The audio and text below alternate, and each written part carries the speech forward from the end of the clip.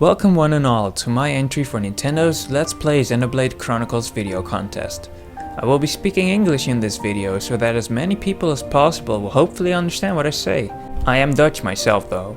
First, let me tell you what I'm going to show you in this part. I'm going to continue where Nintendo's Let's Play series left off. We've seen Aerith Sea, but we haven't actually been to the High Antia's capital yet. It's called Alchemoth, and as said before, it's floating above Aerith Sea. It's also home to one of my favorite sites of the game. After I've shown you that, there's a quick glimpse of the city itself and its technology. We'll be moving on towards the Mechonis, taking our first steps into its sword, and learn a little bit about how it gets its life energy. The game's soundtrack is one of the best I've ever heard, and at the end of the video I'll treat you to one of the best battle themes in the game, which plays when fighting normal monsters on Mechonis. For now, enjoy the title screen's music, or skip to 2 minutes and 50 seconds for the gameplay. Let's play Xenoblade Chronicles!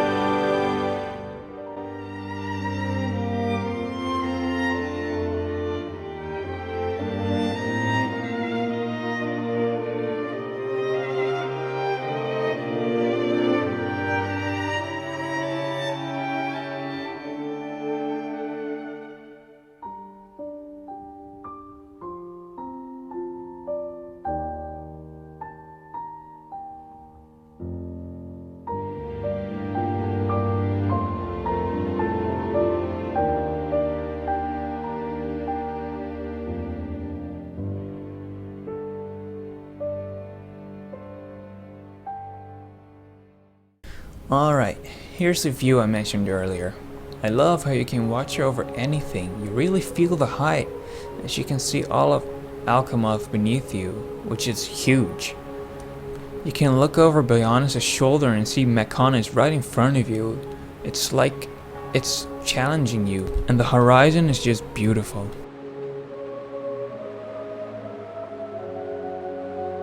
Well, I think that's about enough for now. Let's get down to the city.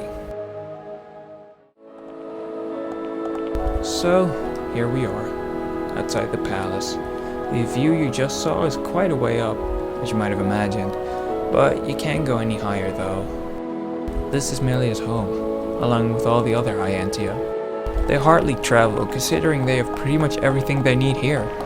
They're also well protected against Mechon. That's why they choose not to participate in war. They don't have to. As you can see, the High Antia have lots of cool stuff like holograms and moving stairways. I'm always in for some science fiction stuff. Well, time for some adventuring. Mechonis, here we come. We've come a long way and traveled down the Bionis' arm to obviously end up at its hand. This is where we say goodbye to our land and head into the Lion's Den. During their battle, Mechonis stabbed Bionis. Bionis then grabbed Mechonis' sword, which is our ticket to the other side.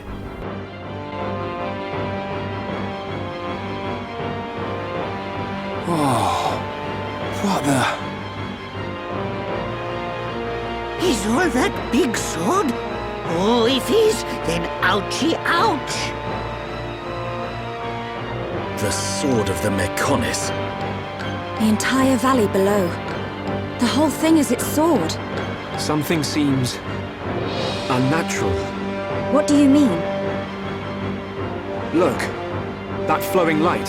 From the way it glows, It has to be ether, but it looks like it's being drawn in by something.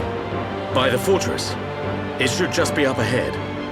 Father once told me that the Mechonis absorbs the ether of the Bionis and uses it for sustenance.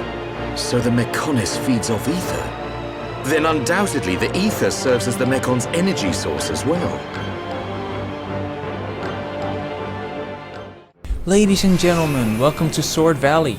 Shown during the intro of the game, this is where Dunban used the Monada to take down waves of Mechon, and Munkar went missing after he tried to flee. Huh? Who's that? Hey there! Oh, it's Dixon. Seems he came to offer a little support. He even made Mechon damaging weapons. As a thanks for that, let's just get him up to speed to what happened. Of course, I'm trying not to spoil anything, so if you wanted to see it, sorry about that. So now to make our way through this area. There are a lot of gates preventing us to get past. So what do? We go and open them. There are some small fortresses nearby the gates with switches in them that release the locks. Let's take care of them.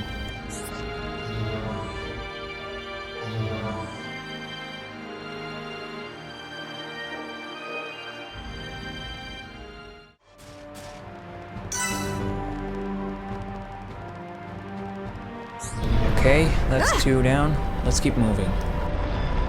In case you hadn't noticed, they're freaking massive.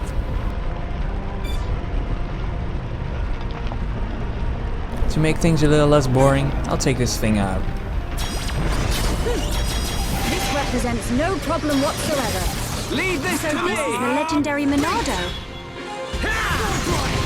In case you're wondering how I got so strong, this is my second playthrough, so... Nice job! Let us remain vigilant. Well, another gate and another fortress. We know what to do. So, we're just about ready to go inside. But then... What's this? Surprise quest? Alright, let's go take care of it then. Summon Flare! Of course, on your first playthrough, this is gonna be tougher, but I want to get through it fast for the sake of this video. Roaring Thunder! So we found our target. It's a unique monster. They have their own battle theme and it's quite cool, so enjoy. Here we go! How's that? Choke! Manifest yourself! So this is the legendary Monado. Summon Ice! Do not hesitate, Shulk. Freeze! Ice! Flowing through me! Now it's right time! Summon Flare! Hypnosis! Water! The source of all life! That takes care of that. Too bad the sounds were pretty loud though. Oh well. After a couple of gates, we finally found the fortress sucking out the ether from Brionis. It's quite big. Let's see if we can infiltrate it and put a stop to it. Well, that's about all the time I have. Enjoy the battle theme I promised you. Hope you enjoyed the video. This represents no problem whatsoever. Don't get careless, guys! This won't take long.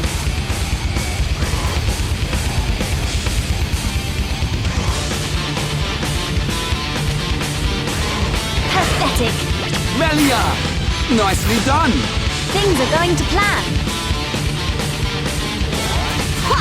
How can this be? Ha! What? Ah! Ha! How can this be? Now we're pulling... Okay. No problem. How can this be? Roaring Thunder! Your fighting spirit is mine! Surging torrent, strike our foes! Manifest yourself! I feel the ether building within me. Roaring Thunder! Star-searing flames of absolution! Vengeful Bolt! Yeah!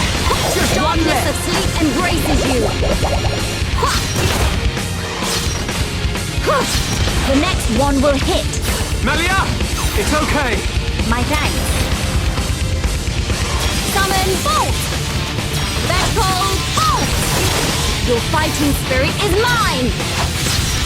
The ether is flowing through me! Ha! Summon Flare! Flare Impulse!